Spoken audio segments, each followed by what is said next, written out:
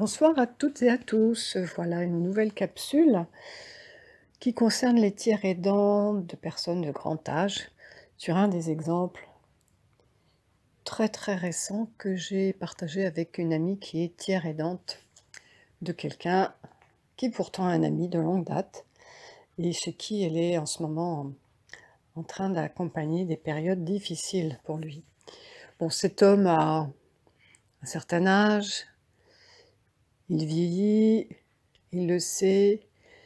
Cependant, il n'a pas pris soin de lui au fil des années. Sa santé émotionnelle, sa santé physique, il a bien profité de la vie et à un moment donné, il a oublié qu'avec l'âge, c'était bien de faire attention à tout ce que la vie lui avait permis de profiter. Et voilà, maintenant, le dos s'abîme. Bon, il a eu des mauvais soins aussi, il n'a peut-être pas eu les meilleurs soins. Il se laisse glisser puisque la solitude est là. Les femmes l'ont quitté, il n'a pas voulu comprendre pourquoi ni comment, à cause de quelles raisons partagées bien sûr. Les enfants ne sont plus là, les petits-enfants rares aussi. Donc cet homme se retrouve face à cette solitude qui le rend dépressif. Beaucoup de personnes âgées sont parfois seules comme ça dans leur vie et n'ont pas regardé comment la vie les avait amenés là. Et sinon, au niveau des réseaux amis ou activités, n'ont pas gardé un élargissement social important, qui les maintient en vie, de joie, envie de partage, envie de discussion, d'évolution avec soi-même.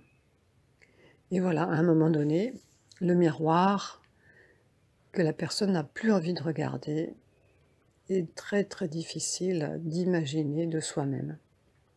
Et donc un tiers aidant qui se trouve à accompagner quelqu'un qui pourtant est dans une amitié ou une attention profonde, se ramasse plutôt des retours et des revers de bâton, de remarques, de refus d'aide ou en tout cas de refus d'aide à regarder autrement ce qui pourrait être fait pour rebondir, renaître en partie, prendre soin de soi, se laisser ouvrir à des loisirs qui ont été pertinents et qui sont tout prêts, rebondissants.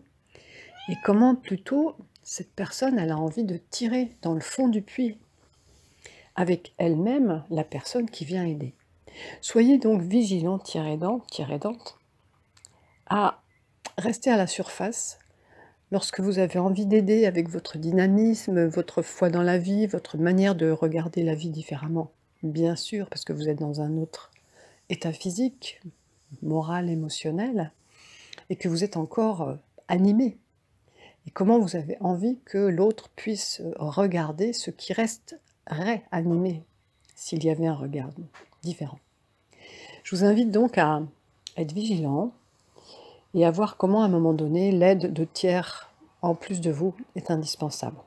Paramédicaux, médicaux, et surtout pour vous-même, ne pas vous laisser maltraiter, mal respecter, critiquer, condamner par celui ou celle qui glisse et qui n'a pas envie de prendre votre main. Juste prendre votre main, mais pour plonger, vous faire plonger avec.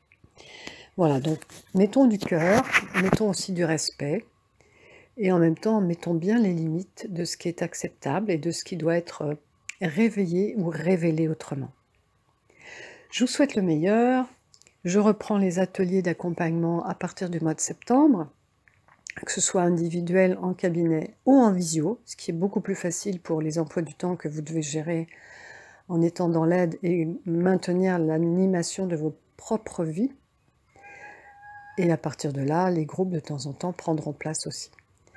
Vous retrouvez mes coordonnées sur place, sur la fiche, sur l'image. Je vous dis à très bientôt. Bel été en attendant.